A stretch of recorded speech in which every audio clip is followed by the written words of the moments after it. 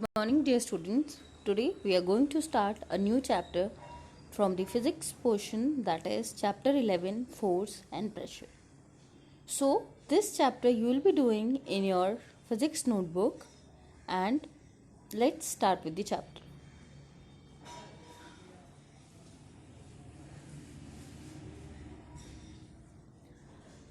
Before moving ahead with this chapter, I wanted to ask you that you must have heard the term force as well as pressure in your previous classes, but let's here see them from a broader aspect.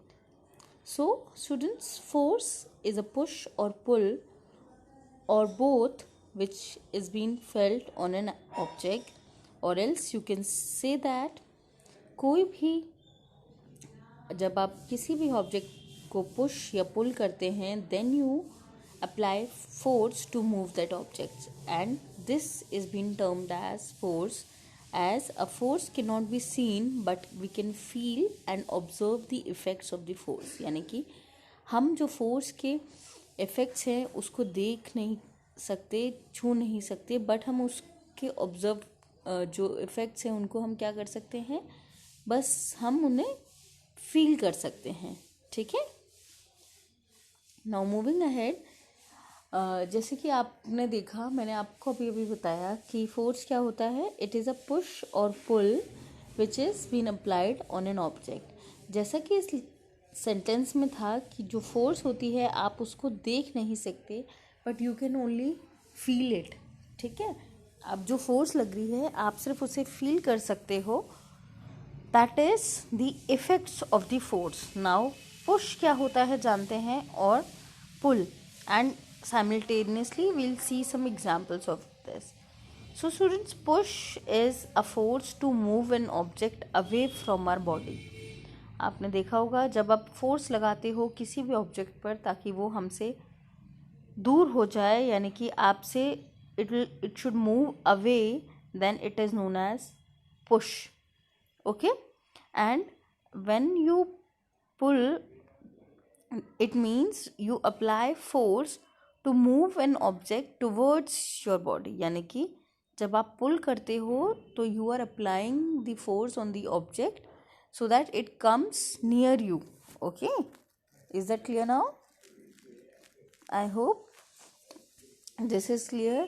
So push and pull are the very easy terms, as you can say, because in everyday life you apply a force on the objects to either pull or push them. So let's see some of the combination of push and pull. जैसे कि playing a guitar, in which a push and pull is been used. Sawing wood, scrubbing the floor, rowing a boat. Boat को जब आप when you do rowing, आप क्या होता है, you apply push as well as pull. Okay. So all this was about the basic concept of force, and this was the introduction of your chapter कि basically what is force. Now moving ahead, let's see that how the forces are due to interaction. So an interaction of one object on another objects result in force between the two objects. यानी कि जब आप interact करते हो एक object से दूसरे object के साथ, it means that you are applying force on that other object and there is interaction between the two objects. For example, you are if a man stands behind a the car does not move. देखिए ऐसा होता होगा जब for example कोई भी एक person है, ही standing behind the car, तो क्या कार मूव करेगी? No. Okay. Then suddenly he pushes the car, he applies some force, and the car begins to move in the direction of the applied force. Then what happens? The car is moving because the person is applying some force. यानी कि जब उस person ने force लगानी start करी और push करना start किया कार को, then the car is moving in the direction of the force. Okay. So this is an example that forces are due to interaction, and until and unless आप interact नहीं करोगे the forces don't come into action. ठीक है, आपको push या पुल कुछ करना ही पड़ेगा, then only the forces are going to be in interaction. I hope this is clear now. Now let's see the exploring forces जो कि हैं आपकी बैलेंस्ड एंड अनबैलेंस्ड फोर्सेस. ये इस तरीके से समझ सकते हैं जो हमने लास्ट पढ़ा, that is the forces come into action due to the interaction. देखिए, जब आप फोर्स लगा रहे होते हैं किसी भी ऑब्जेक्ट पे जो कि रखा है आपके सामने और एल्स, तो आप देखिए उनमें क्या होगा, what will be the resultant force. तो जो फर्स्ट केस है वो ये है, if two forces act on a body in the same direction then the net force is the sum of the two forces and the unbalanced force acting in the same direction combined by addition. इसको देखिए बच्चों, मैं इस तरीके से explain कर रही हूँ. फर्स्ट टू लाइंस को देखिएगा कि जब दो फोर्सेस, जैसे कि आप देख सकते हो ये रेक्टेंगुलर ब्लॉक है आपके सामने, इस पे दो फोर्सेस लग रही हैं F1 और F2. अब ये देखिए जो F1 और F2 है they are in the same direction, तो जो रिजल्टेंट फोर्स होगी वो इन दोनों फोर्सेस का सम होगा. ठीक है, then the net force is equals to F1 plus F2. And in this case कौन सी फोर्स एक्ट कर रही है? It is the unbalanced force which is acting in the same direction. Okay, is that clear now? Similarly जब forces opposite direction में लगेंगी तब क्या होगा, आइए देखते हैं. So the unbalanced forces acting in opposite direction combine by subtraction. यानी कि जब ये फोर्सेस ऑपोजिट डायरेक्शन में लगती हैं तब क्या होता है, they are been subtracted and the net force is the difference between the forces and is exerted in the direction of the larger force. जैसे कि आपने देखा अभी कि जो नेट फोर्स होती है ऐसे केसेस में वो क्या होती है, इन दोनों फोर्सेस का डिफरेंस होती है. जैसे आपने देखा है इस रेक्टेंगुलर ब्लॉक पे एक फोर्स आप देख सकते हो. Let me explain you.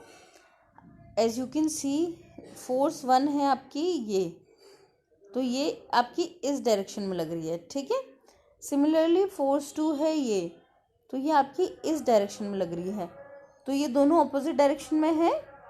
So now what happens, see here कि आपकी फोर्स 1 तो इस डायरेक्शन में, फोर्स 2 इस डायरेक्शन में.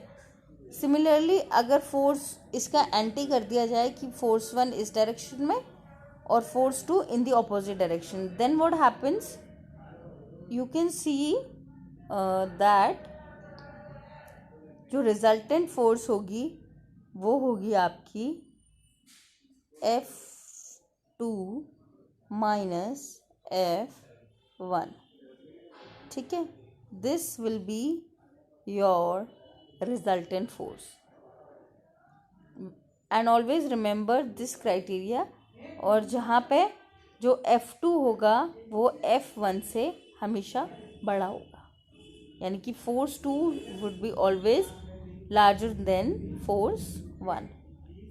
Okay, so this was all about when the force is acting in the opposite direction.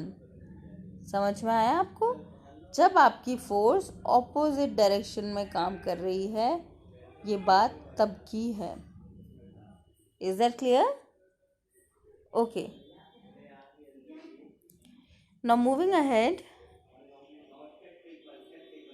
What happens in the last case that when the net force is 0? अब देखिए, for example, if we pull the block from both sides with the same force and block remains stationary, यानी कि जो ये block है इसको हम दोनों तरफ से सेम फोर्स के साथ जब हम पुल करेंगे, then what happens, जो फोर्स होंगी they would be equal and opposite, तो जो नेट फोर्स होगी वो क्या हो जाएगी, 0.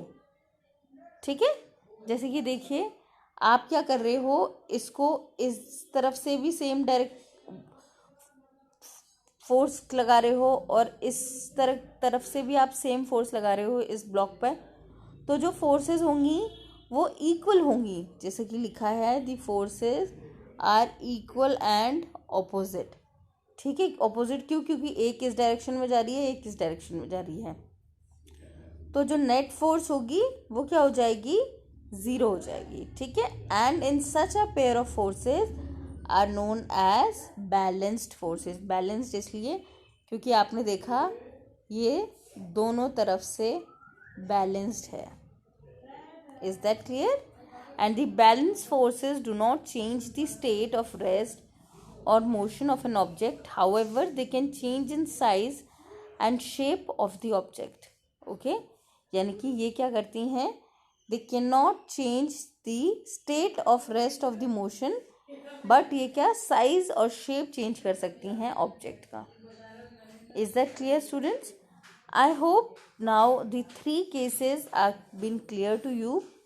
जब आपने देखा कि जो आपके फोर्स सेम डायरेक्शन में लग रही है, ऑपोजिट में लग रही है, and when they are equal and opposite. ठीक है, I hope this is clear. चलिए, now moving ahead and let's see some effects of force on an object.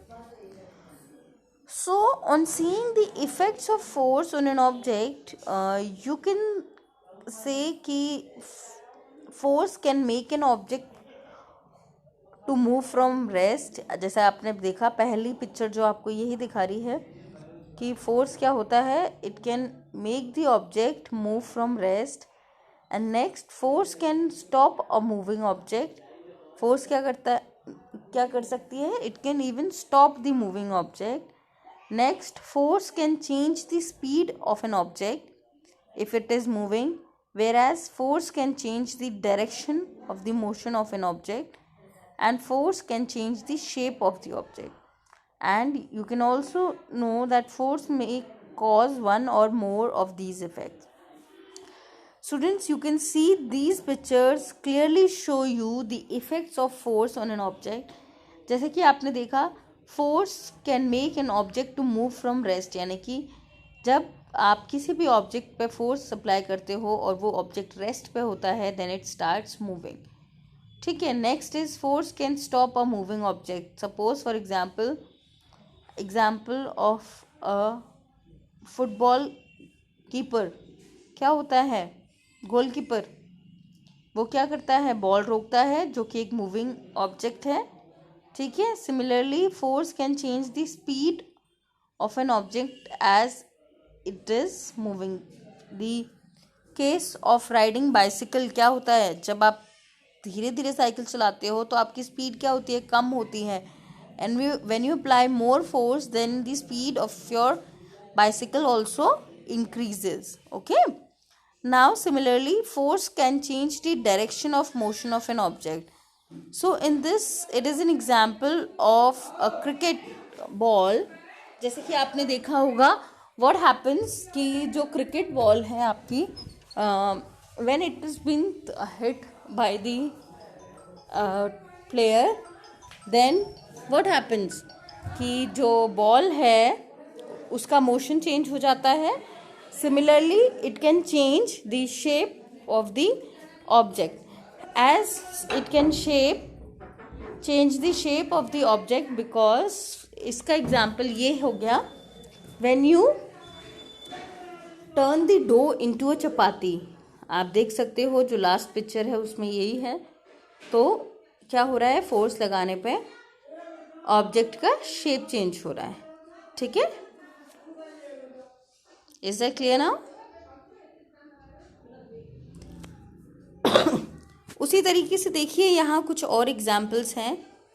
जैसे कि when you stretch a rubber band, पहले वो उसका original size कैसा होता है? यू कैन सी जब आप उसको स्ट्रेच करते हो तो कैसा होता है। ठीक है, and after what happens okay, seeing the example of sponge, जब आप उसको स्क्वीज करते हो तो क्या हो जाता है, and after you can see the original shape. Similarly spring को जब आप प्रेस करते हो, स्क्वीज करते हो, and after it's size you can C. So an object that will return to its original shape and size after being squeezed, pressed, twisted and stretched is elastic. यानी ये सारे ऑब्जेक्ट्स क्या हैं, elastic objects हैं. Okay, similarly उसी तरीके से देखिए, when you drop a glass what happens, जब आप ग्लास ड्रॉप करते हो तो ग्रेजुअली वो पूरा टूट जाता है. Similarly when you tear a paper tear करते हो, you can see it into pieces, and when you crush the empty can. ठीक है, तो इन केसेस में क्या होता है, can they be written to its original shape again? No. Yes, you all are right that they cannot be retained to their original shape. As you can see,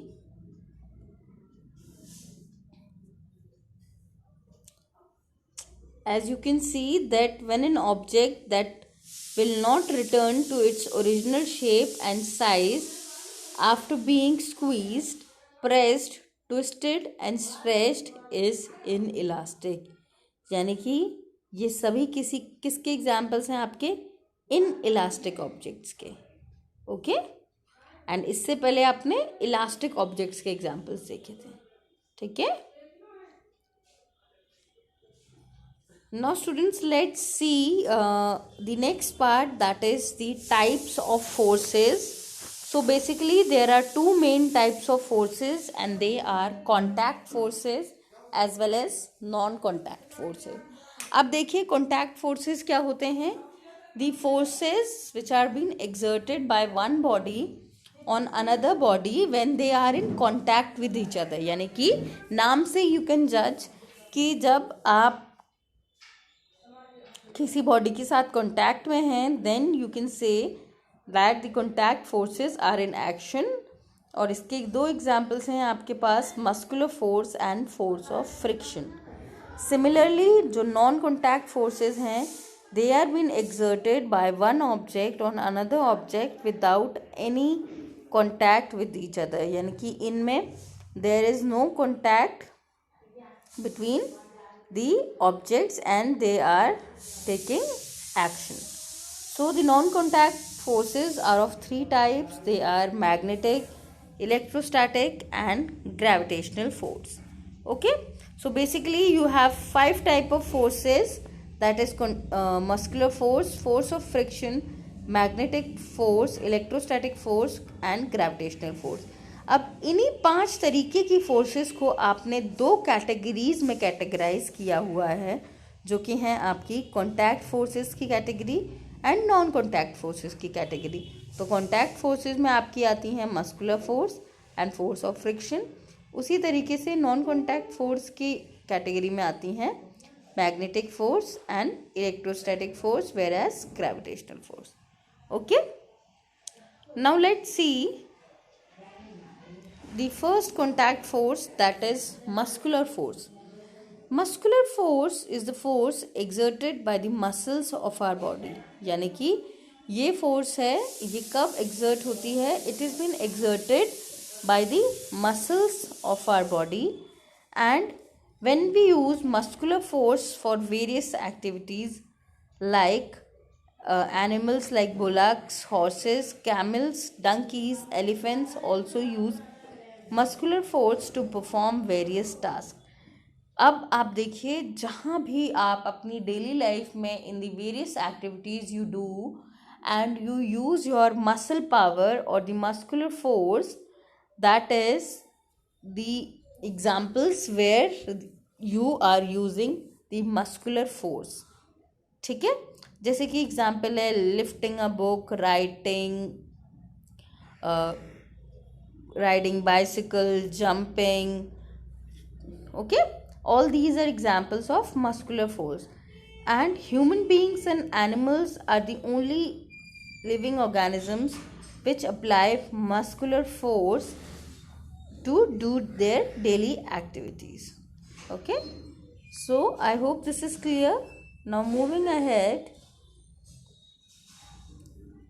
to the next type of contact force is force of friction.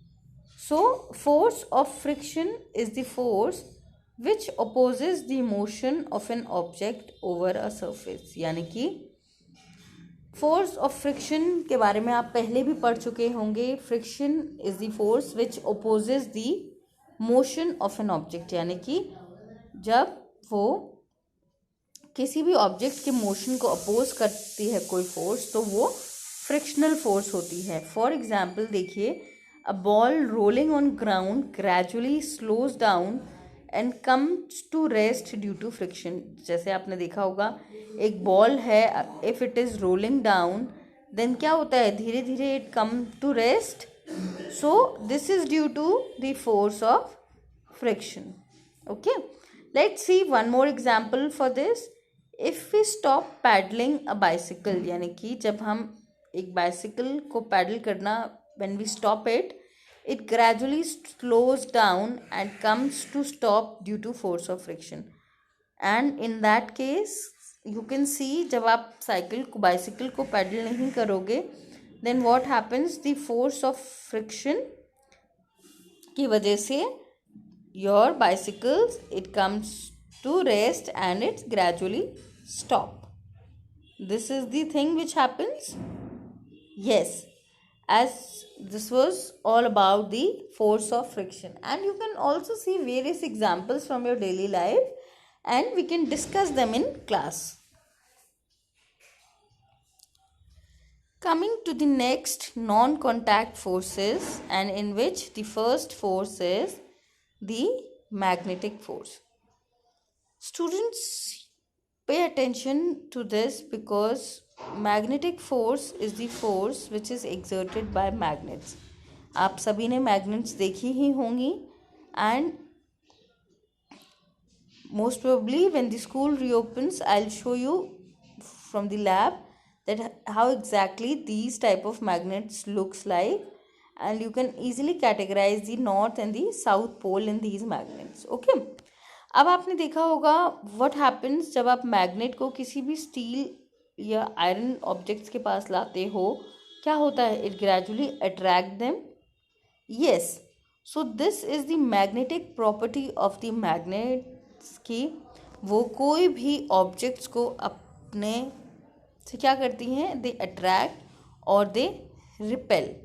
ठीक है, जैसे कि example देखिए, force of attraction and repulsion between magnets, it's the property of the magnet, and the force exerted by a magnet on a piece of iron or steel is been shown in this figure 1. अब देखिए, to know the important property of magnet you should know that जब आप opposite charge poles of magnet, यानी कि जो magnet के opposite poles होते हैं वो हमेशा एक दूसरे को क्या करते हैं, अट्रैक्ट करते हैं. ठीक है, एंड जो मैग्नेट के सिमिलर पोल्स होते हैं यानी लाइक पोल्स होते हैं वो हमेशा एक दूसरे को रिपेल करते हैं. फॉर एग्जांपल देखिएगा, ये हैं आपके नॉर्थ पोल, ये क्या कर रहे हैं, दे आर रिपेलिंग, दूर जा रहे हैं. सिमिलरली साउथ पोल, ये भी लाइक पोल्स हैं, दे आर ऑल्सो रिपेलिंग. इस केस में देखिए, one is south pole and the other is north pole, it means they are attracting. ठीक है, similarly with this one. ठीक है, तो क्या होता है, when there are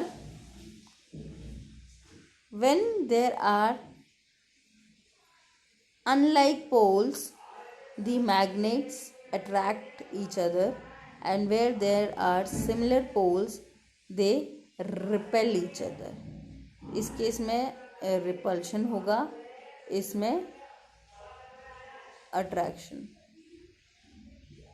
ठीक है, is that clear? Okay, now moving ahead, this was all about the magnetic force. अब बढ़ते हैं आगे and coming to the electrostatic force. Okay, now electrostatic force is the force which is exerted by a charged body on another charged or uncharged body. यानी कि ये एक electrostatic force आपकी इस तरीके की फोर्स है जो कि कब एग्जर्ट होती है.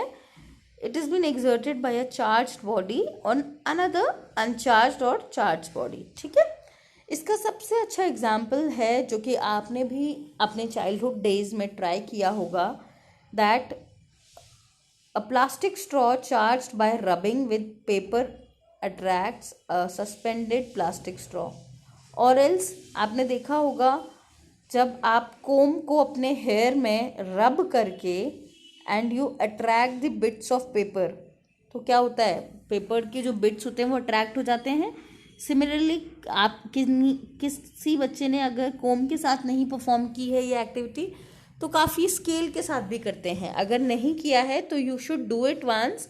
Take the scale which you have in your boxes, rub it in your head for at least 2 to 3 minutes. After that, take some bits of paper and you just try to see the observation कि जो bits होंगी papers की वो attract करेंगी आपके scale पे या comb पे, because your scale or the comb is a charged body और जो आपके papers हैं they are uncharged and they'll attract towards it, and this is how the electrostatic force is came into action.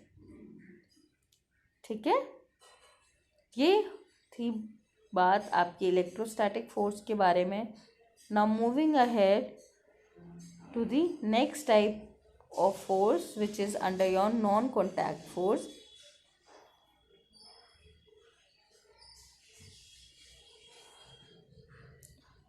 The next force which is the gravitational force, and this is the non-contact force.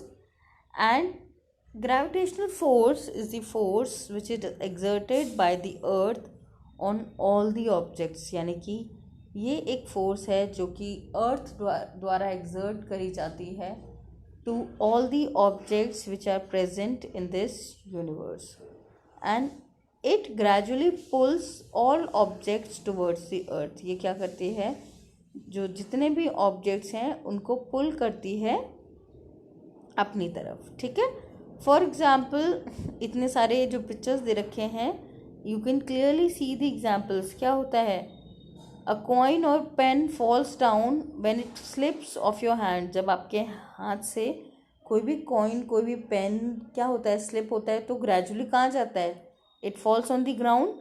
ठीक है, तो this is an example. ऐसा तो नहीं है कि it goes into the sky or somewhere else. No, it is because the gravitational force is being exerted on these objects और वो ground की surface पर ही गिरते हैं. Similarly, a ball thrown upward falls down. Water in rivers flow downwards. Leaves and fruits fall to the ground when they get detached from the plant. तो ये सभी किसके एग्जाम्पल्स हैं, ग्रेविटेशनल फोर्स के. कि कोई भी object when it falls down it will gradually been come to the surface because the earth is exerting a gravitational force. यानी कि कोई भी चीज़ है जब वो गिरती है तो वो ग्रेजुअली सरफेस की तरफ आएगी अर्थ के, क्योंकि जो अर्थ की सरफेस है वो एक फोर्स अप्लाई करती है, दैट इज़ अट्रैक्टिंग फोर्स, और जिसको हम ग्रेविटेशनल फोर्स भी कहते हैं. ठीक है, is that clear? I hope this is clear now. And this is a non-contact type of force, as I have told you that there is no contact between the objects. Okay, with this the types of forces is been finished. And thank you so much students for your patience listening. And for any questions or queries you can ask me in the class, or else you can text me your questions and we can get them solved in the class. Okay, thank you so much and have a nice day ahead.